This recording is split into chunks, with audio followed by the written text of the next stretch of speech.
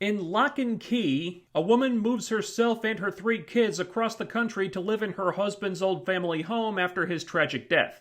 Once there, the kids quickly discover that this house is filled with mysterious keys, all of which have strange magical abilities. The kids must then quickly unlock the mystery of these keys, see what I did there, and how they're tied to their father's death before dark forces who are also after the keys find them and all hell breaks loose. Locke & Key dropped on Netflix about 2 months ago. It slipped under my radar at the time and I didn't watch it until last week. And now I'm regretting not watching it sooner because, 1, had I seen this in February, it would have been the cure for what ailed me as I was forced to suffer through weekly episodes of Batwoman.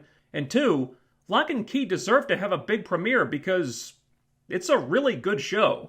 Now, I suppose it's possible that I've just been so frustrated by Batwoman's absolutely baffling incompetence when it comes to storytelling, world building, and writing characters that you don't want to reach through the TV screen and strangle to death with your bare hands that I would have latched onto any show that's even halfway decent at this point and held on for dear life. But I found this show to be so refreshing, so engrossing, that I could feel months of Batwoman-related stress just melting away. If Batwoman has put a bad taste in your mouth, Locke & Key makes for a great palate cleanser. What very quickly jumped out at me about this show is how surprising it is. After the first episode, I thought it was going to be some kind of all-ages, family-type show, kind of like what Lost in Space is going for, but with magic instead of spaceships, and I had at least part of that wrong. They do play it fairly safe at first, but as the show progresses and the stakes get higher, the kid gloves come off, and that leads to some startlingly dark moments. They don't shy away from the mature subject matter that can be mined here. There are tragic moments, characters die, some you wouldn't expect, some in some pretty gut-wrenching ways. Nothing too intense or gory, but the show definitely goes there. This ended up being a lot closer to a PG-13 show than I thought. I would actually caution parents about letting younger kids watch this, which, for me, in terms of the show I was hoping for, was a very good thing. Also good is the writing. Right off the bat, the show lets you know it's in good hands. The first thing they do is very clearly explain to the audience, this is the status quo, these are the rules, this is how everything works.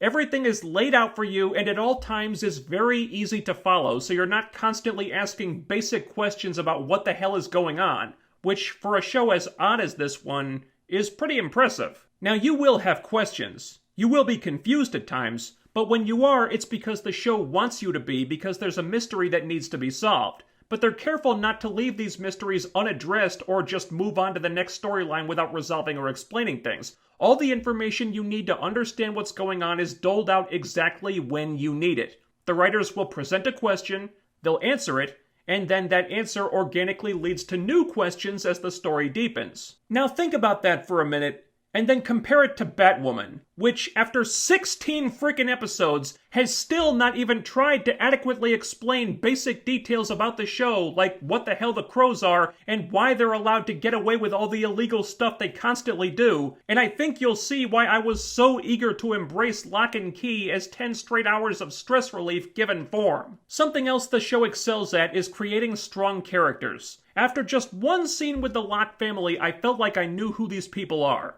The mom has unresolved issues about her husband's death that she hasn't dealt with yet, but she's putting on a brave face for the kids. The older son is a little detached from the others, and so on. It's very easy to see who everyone is, and they all stay consistent. There's no doing stupid, out-of-character crap just because the writers can't think of any other way for these things to happen, and everyone is flawed and damaged in their own way. They're dealing with the aftermath of a family tragedy, which has left them all with varying degrees of PTSD, and this causes them to do some pretty unlikable things at times, but it never causes them to become unlikable characters, because you can see where they're coming from, and you sympathize with them. You can acknowledge when one of them screws up, but at the same time you can see why they did it. And these flaws have enough thought put into them that they make the characters feel more human and relatable, whereas in Batwoman, they kind of have the opposite effect. And this doesn't just apply to the protagonists. The villains get the same treatment.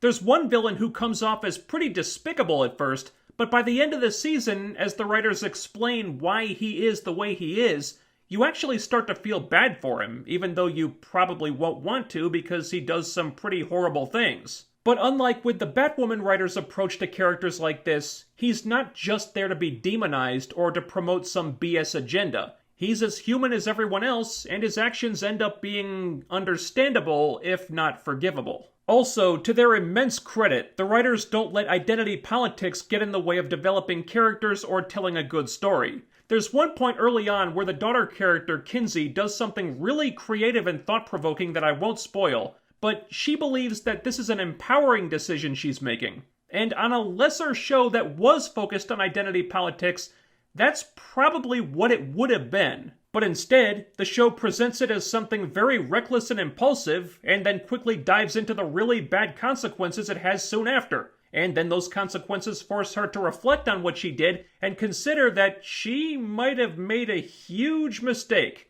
which she has to learn from, or else she's just gonna make a bad situation worse. And there's a lot of stuff like that here. The characters go down a wrong path, male and female alike, they all make mistakes. They have to acknowledge where they went wrong, and then try to do better. There's none of this garbage where characters are just making the same mistake over and over and no one calls them out for it and they never get punished for it so they never learn anything.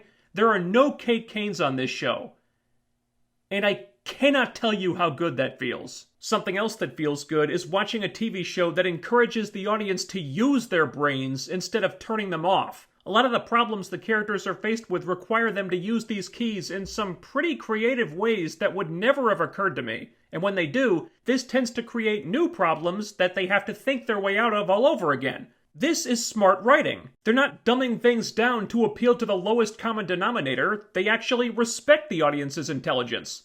And it's nice to be reminded that that's still a thing with TV shows these days. One thing I would like to see in Season 2, though, is more connective tissue with the keys. Right now, we're still learning about the keys and what they can do, but what they can do seems to be completely random. There's no rhyme or reason to the keys yet. One of them sets things on fire, and one of them teleports you anywhere you want to go, and one of them lets you go inside your own brain. But what's the common denominator between them all? What gives them these powers? Who determines what the powers are? I assume we'll get these answers eventually, but the keys are still a blank slate right now, and I could have done with a little more information about them. That's a pretty minor complaint, though. It's not really a big deal. The only major issue I have comes toward the end of the season when the characters make a couple decisions that they really should have been smart enough to not make. It doesn't kill the show or break the suspension of disbelief or anything, but there are one or two moments that just make you sit back and go, come on, you guys are smarter than this! Now, story-wise, these things needed to happen in order for the climax to get from A to B,